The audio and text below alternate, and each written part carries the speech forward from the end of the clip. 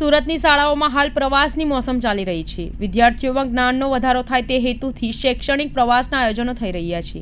ત્યારે લિંબાયતના વિસ્તારમાં આવેલી ખાનગી શાળાના સંચાલકે શાળાનું તાળું મારીને પિકનિક પર નીકળી ગયા હતા, જેથી વાલીઓમાં રોષ ભરાયો હતો। વાલીઓએ શાળાની ગંભીર બેદરકારીને લઈને જિલ્લા શિક્ષણ અધિકારીને ફરિયાદ કરી હતી। કોંગ્રેસના પૂર્વ કોર્પોરેટ અસલમ સાયકલવાલાએ સમગ્ર મુદ્દે જિલ્લા શિક્ષણ અધિકારીને ફરિયાદ કરી છે, જે અનુસંધાને લિંબાયત સ્થિત માઉન્ટ મેરી હાઈસ્કૂલની મનસ્વી નીતિ રીત સામે કાયદેસરની નિયમો અનુસાર દાખલારૂપ કાર્યવાહી કરવા માંગ કરી છે। શાળામાં રજા અંગે માત્ર વોટ્સઅપ એપમાં જાણ કરવામાં આવી હતી, જેમાં શિક્ષકોનો પ્રવાસ હોવાથી શાળામાં રજા રાખવામાં આવી છે તેવી જાણ કરીને રજા રાખી દેવામાં આવી હતી। આ મનસ્વી નિર્ણય સામે કાર્યવાહી કરવાની માંગ કરવામાં આવી છે। માઉન્ટ મેરી શાળાના શિક્ષક પિકનિક બનાવવા ગયા તો ધોરણ 1 થી 9 ને તારીખ 9/1/2024 થી 14/1/2024 સુધી શાળાઓ મનસ્વી રીતે બંધ રાખવામાં આવી છે।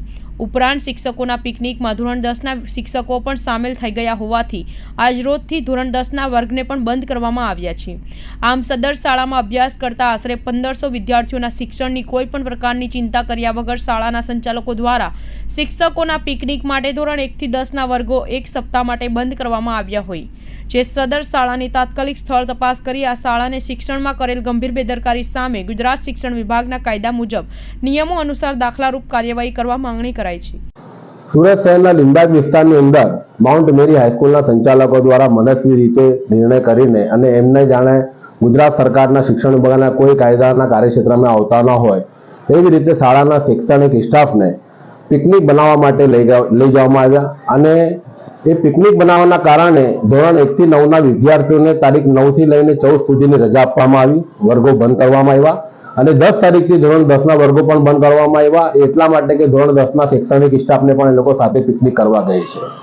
આવી રીતે ખાનગી શાળાના સંચાલકો કે જેઓ પોતાના નિર્ણયો કે પોતાના કાયદા સમજતા હોય, ગુજરાત સરકારને એમને કોઈ કાયદા કે કોઈ કાર્યક્ષેત્રમાં ના આવતા હોય એવી રીતે મનસ્વી નિર્ણય કરતા હોય એ સાવ ખોટું છે। અને વાલીઓને મને એના સંદર્ભે ફરિયાદ મળી હતી અને વાલીઓના ફરિયાદ સંદર્ભે મેં જિલ્લા શિક્ષણ અધિકારી શ્રીને લેખિતમાં રજૂઆત કરી છે। એમના તરફથી એટલું વિશ્વાસ આપવામાં આવ્યો કે એ લોકો તાત્કાલિક સ્થળ તપાસ કરશે અને એ શાળાના પ્રિન્સિપાલને લેખિતમાં ખુલાસો પૂછશે। મારી રજૂઆત એટલી છે શિક્ષણ વિભાગને કે આવી રીતે સુરત શહેરની કોઈ પણ ખાનગી શાળાના સંચાલકો જે મનસ્વી નિર્ણયો કરતા હોય અને શાળાના વિદ્યાર્થીઓનો કોઈ પણ અભ્યાસની ચિંતા કર્યા વગર કે કોઈને પણ ગંભીરતા ના લેતા હોય આવા ખાનગી સંચાલકો સામે કાયદેસરની કડક દાખલારૂપ કાર્યવાહી થવી જોઈએ।